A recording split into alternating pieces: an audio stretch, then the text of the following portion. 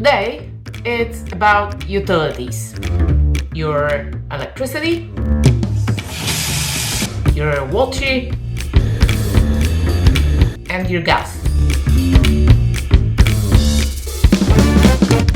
So, let's hop to it. Part 1. Electricity. Telecoms in the next episode. This is my bill for mid-January to mid-February this year. It's about $60. There are 3 of us. We live in a house. 2 things about this bill. Number 1. As you can see from this very helpful graph on the utility supplier's website, we are rather on the low side. Most of our neighbors expect to pay about twice as much, I hear. Why is it so? Well, your main energy expenditure in Canada will be heating or cooling, especially in Ontario. Winters are cold, summers are hot, so you'll either be heating or cooling because the houses are very badly insulated, if at all. I'll tell you a bit more about the local housing standards in the upcoming episode on housing and rentals. So, this big blower is your main electricity consumer in the house. This powers your forced air heating in the winter and your air conditioning in the summer. So, the best way to save electricity is a sensible setting on your thermostat and maybe a jumper. I do not use this, mainly because I detest the smell it makes. By the way, I found out why they work in North America and not in Europe. European ones aren't usually vented to the outside. I guess it all depends on whether you have room for these. We do not leave lights overnight, and also we unplug all the appliances that we aren't using at the given moment. The second thing about this bill is that you can lower your consumption as much as you like. Still, about half of it is fixed charges that you'll be paying whatever you're using anyway. And they are fixed. It says delivery charge here, but in fact, $30 of the $35 is a fixed charge. You can shop around for a supplier. The market rates are lower than the regulated rates of your local utility company. However, due to the transmission and distribution charges on the bill, most people, 95% I believe, including us, go with the local utility because it's just not worth the hassle. Anyway, about $70-80 a month seems like a reasonable cost assumption for electricity for a energy-conscious family of 3 in a house with gas heating. If this cost appears moderate at the moment, it will rise. This is last available official data on the Ontario electricity supply mix. This part here, nuclear, is about to be reduced by about 40% due to the decommissioning of the Pickering plant in 2025. As you can build cheaply or you can build fast, but not both at the same time, come 2025, it's gonna get expensive and the customers will pay.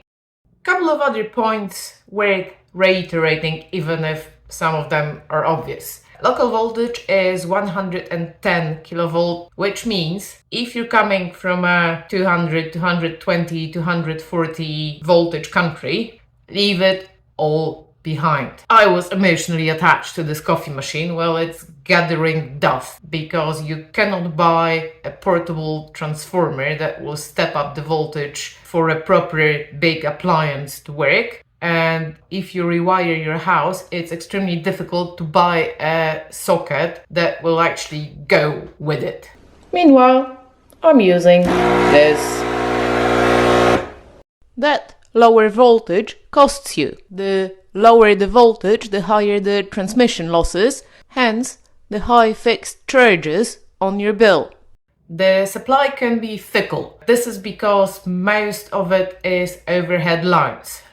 We live in a city of about 800,000 people, and this is it on a main street in the city center. So too much rain, too much ice, a storm, you're in for a power outage a lot more often than you experienced in Europe. The good point being they then fix it relatively fast. Well, you don't have to dig up anything, do you?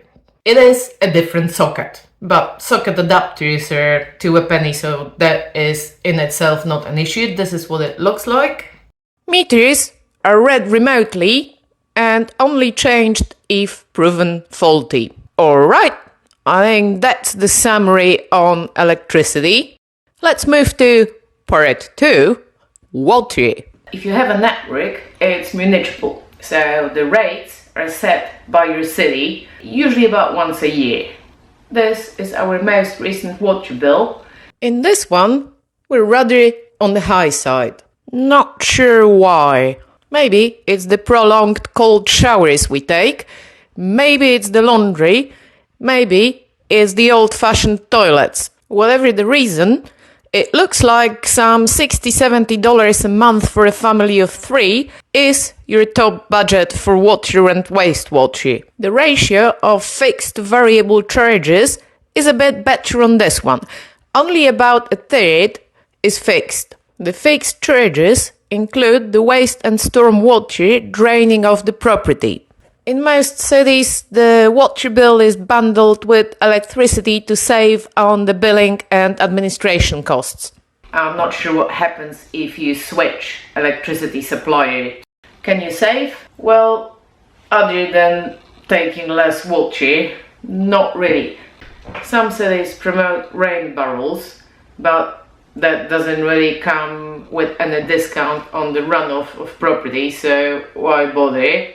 Some other promote green landscaping, but that also is a procedure and it has a cost attached to it, so it's more of a long-term investment, and obviously only if you own the property and can actually carry out those changes. The property owners are responsible for the connection from the nearest main, which might be a good few meters, and translates into a few $1,000s if it happens to be lead piping, as is still the case in the older towns and cities, if you decide to change it. Water meters are read remotely. You'll have a button on your wall. Do not have it removed. That's how they read your meter without going inside. Meters themselves are once again only changed when faulty. We just got a new one. It's supposed to last another 25–30 years, the man said. If you're renting, then many landlords include water and heating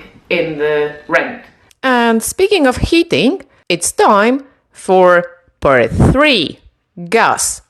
And this is our most recent gas bill in the heating season. You think electricity was bad on fixed cost? Look at this.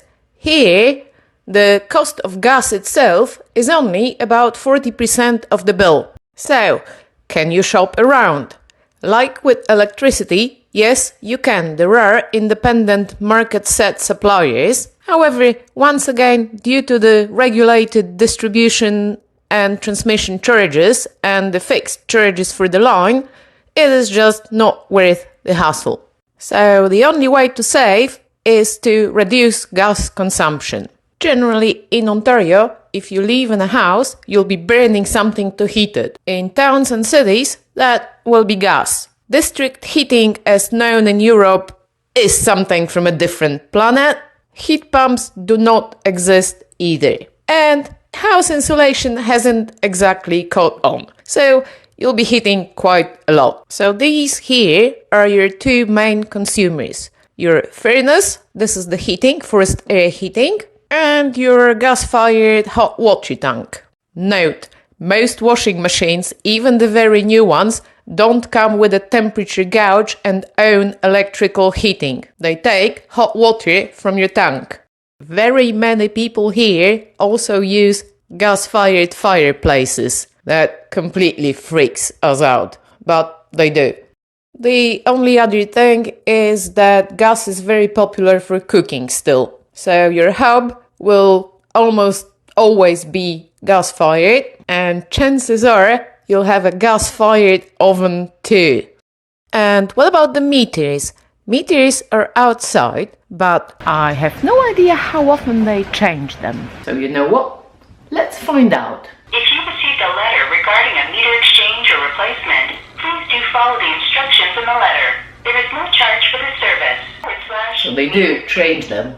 Okay, well, no issues are being reported about the gas meter. Okay, but don't you change them at some scheduled intervals? No, we don't. No. My gas meter is 40 years old and it's still going. So. Seriously? So, bottom line, even with a well-set thermostat for a house, about $1,000 a year. Therefore, having it included in your rent if you're renting is a perk. And this, dear friends, was it. As always, all this and more on Gremlins Guides too on wordpress.com, and see you next time! Gremlins Guide to Canada.